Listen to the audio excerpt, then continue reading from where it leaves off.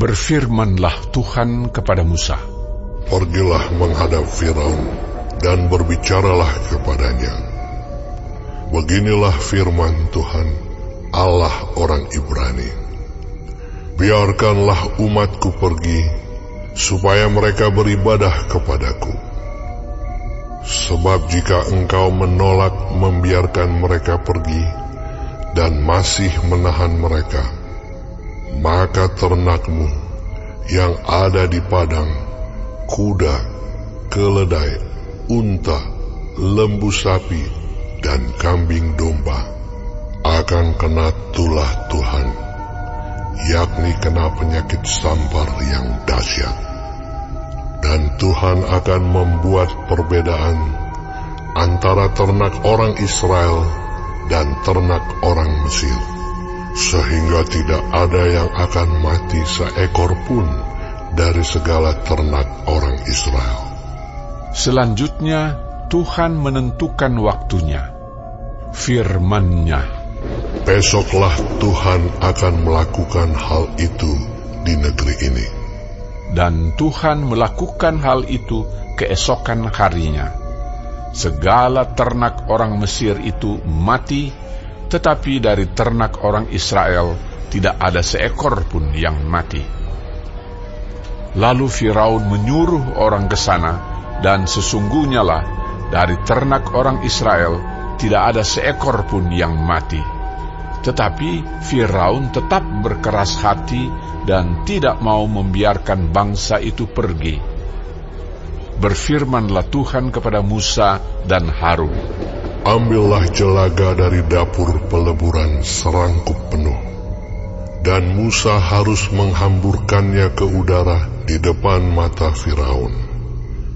Maka jelaga itu akan menjadi debu meliputi seluruh tanah Mesir, dan akan menjadikan barah yang memecah sebagai gelembung pada manusia dan binatang di seluruh tanah Mesir." Lalu mereka mengambil jelaga dari dapur peleburan dan berdiri di depan Firaun. Kemudian Musa menghamburkannya ke udara, maka terjadilah barah yang memecah sebagai gelembung pada manusia dan binatang, sehingga ahli-ahli itu tidak dapat tetap berdiri di depan Musa karena barah-barah itu, sebab ahli-ahli itu pun juga kena bara sama seperti semua orang Mesir. Tetapi Tuhan mengeraskan hati Firaun, sehingga ia tidak mendengarkan mereka, seperti yang telah difirmankan Tuhan kepada Musa.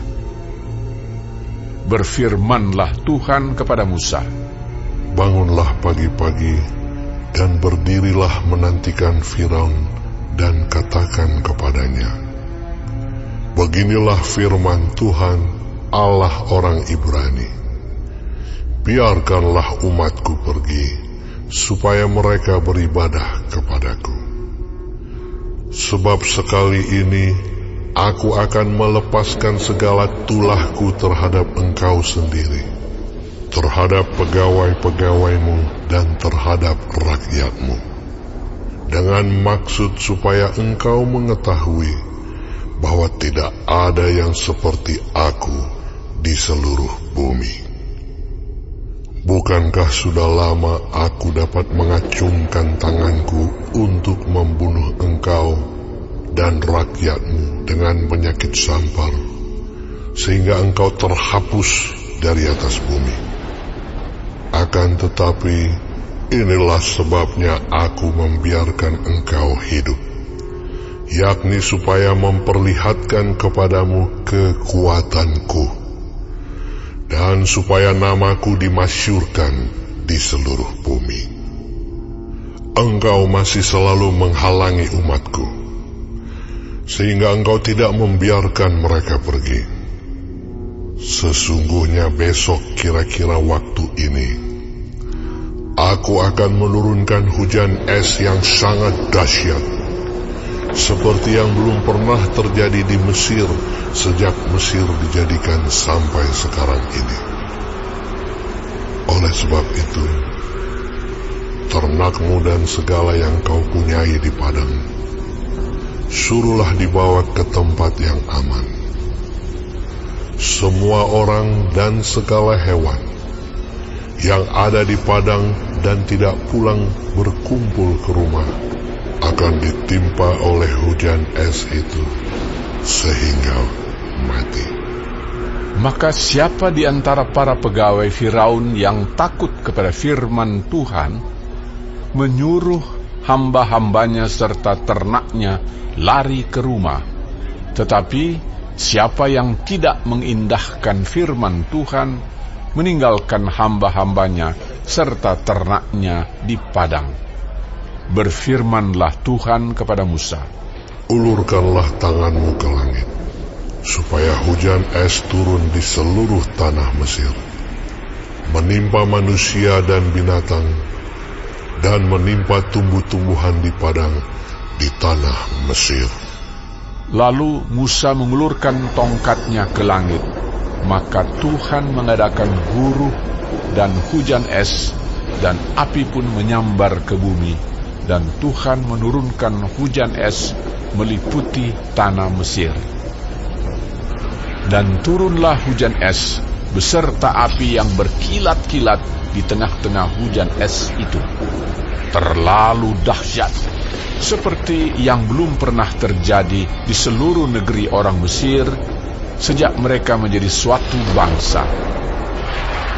Hujan es itu menimpa binasa segala sesuatu yang ada di padang, di seluruh tanah Mesir, dari manusia sampai binatang, juga segala tumbuh-tumbuhan di padang ditimpa binasa oleh hujan itu, dan segala pohon di padang ditumbangkannya. Hanya di tanah Goshen, tempat kediaman orang Israel, tidak ada turun hujan es. Lalu Firaun menyuruh memanggil Musa dan Harun, serta berkata kepada mereka, aku telah berdosa sekali ini. Tuhan itu yang benar, tetapi aku dan rakyatkulah yang bersalah. Berdoalah kepada Tuhan. Guruh yang sangat dahsyat dan hujan es itu sudah cukup. Maka aku akan membiarkan kamu pergi. Tidak usah kamu tinggal lebih lama lagi. Dan berkatalah Musa kepadanya, sekeluar aku dari kota ini, aku akan mengembangkan tanganku kepada Tuhan.